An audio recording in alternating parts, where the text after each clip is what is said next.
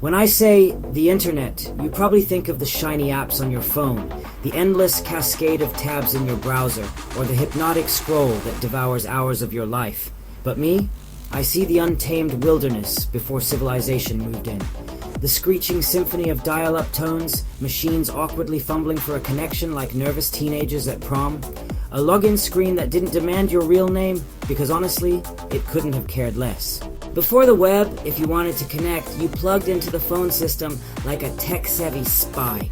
We were phone freaks, modem addicts, living for the sweet serenade of beeping tones like musicians grooving to jazz. Information didn't come to us on a silver platter. It was a wild beast we tracked and captured. We learned to listen to tones, to hunt for bulletin boards, to trade little secrets with each other. That grit shaped how we thought about connection. Then came the spark, the day ordinary folks dipped their toes into the wild, untamed internet. AOL chatrooms were the bustling town squares, Netscape Navigator was the trusty steed, and every page proudly sported those under-construction GIFs like neon signs for chaos. We weren't users back then, no. We were fearless pioneers armed with dial-up. We crafted web pages with glittering text and clashing colors, not for a crowd, but for ourselves and the brave wanderers who somehow found us. And guestbooks? Oh, those were the original social networks, where strangers left their digital graffiti before anyone dreamed of likes or shares.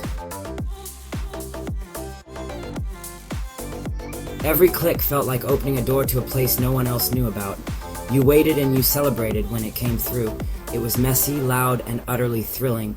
Internet culture wasn't born in boardrooms, it was forged in the chaos of flame wars, the artistry of ASCII creations, and the treasure hunts of FTP servers.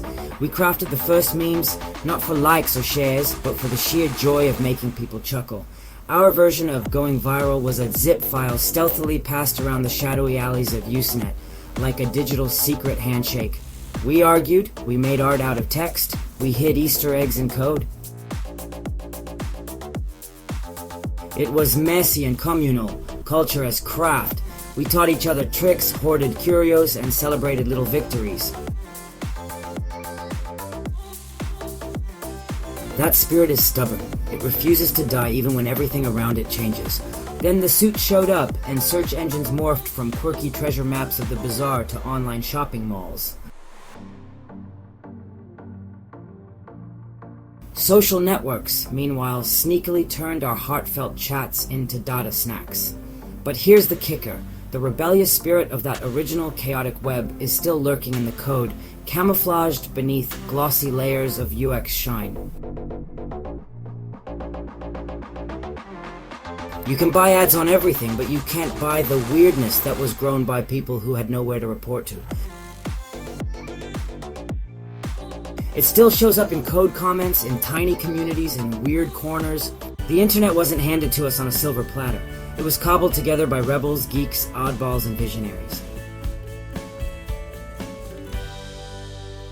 Forgetting that is like forgetting why pizza is round but comes in a square box. The moment the web stops being owned by its users, it might as well be a glorified fax machine. Remember who built this and why. This is Hak-Attack. The signal doesn't just fade away, it throws on a disguise, changes its frequency, and keeps the party going.